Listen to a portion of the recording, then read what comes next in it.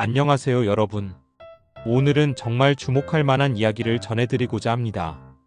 최근 OECD에서 발표한 지역과 도시 보고서에 따르면 우리나라의 집값 격차가 세계 최고 수준이라고 하네요. 조사 결과에 의하면 인구 150만 명 이상인 대도시 서울, 부산, 인천, 대구 등의 평균 집값이 인구 10만 명 미만의 소도시 경북 상주, 경기, 동두천, 강원동에 등보다 무려 3배 이상 높게 나타났다고 합니다. 이는 급격한 저출생과 고령화로 지방이 소멸하는 상황 속에서 여전히 수도권 부동산에 대한 수요가 견고하게 유지되고 있음을 여실히 보여주는 수치인데요. 또한 지난 10년 동안 OECD 회원국 내 대도시 집값은 평균 68%나 상승한 반면 소도시는 겨우 16% 상승에 그쳤다는 점도 주목할 만합니다.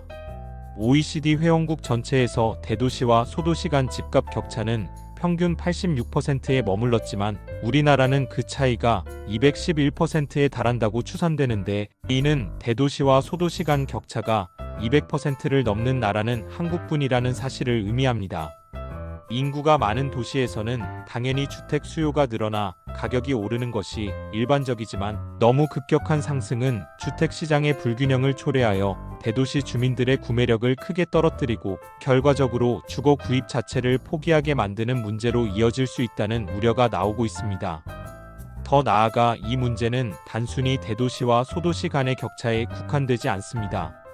같은 서울이라도 강남 상구와 노원, 도봉, 강북 등 다른 지역 간에도 집값 차이가 점점 벌어지고 있어 앞으로 수도권 내부에서도 양극화가 더욱 심화될 가능성이 크다는 관측까지 나오고 있습니다. 실제로 수도권 아파트 상위 20%와 하위 20%의 가격 차이가 2015년 4.1배에서 최근에는 7.5배에 이른다는 통계도 이를 뒷받침하고 있지요. 이와 함께 통계청 자료에 따르면 자기 집을 소유한 가구의 평균 자산 중 부동산이 차지하는 비율이 79%에 달하는데, 이는 부동산 자산가와 동시에 집에 자산이 집중되어 가계 여유가 부족한 하우스 푸어 현상을 더욱 심화시키고 있습니다. 자산이 많은 상위 20% 가구에서는 그 비율이 더욱 높게 나타나고 있어 우리 사회의 부동산 편중 현상이 얼마나 심각한지를 실감하게 합니다. 전문가들은 앞으로 수도권 내에서도 서울, 강남과 경기, 남부 지역과 그 외의 변방으로 구분되는 등 부동산 양극화가 더욱 심화될 것을 우려하고 있습니다.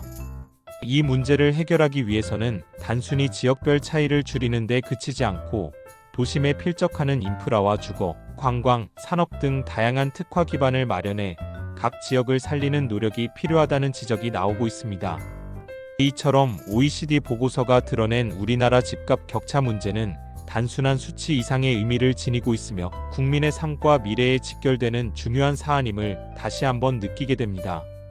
앞으로 정부와 전문가들이 어떤 정책적 해법을 내놓을지 우리 모두가 이 문제에 대해 깊이 생각해보고 함께 고민해 나가야 할 때인 것 같습니다.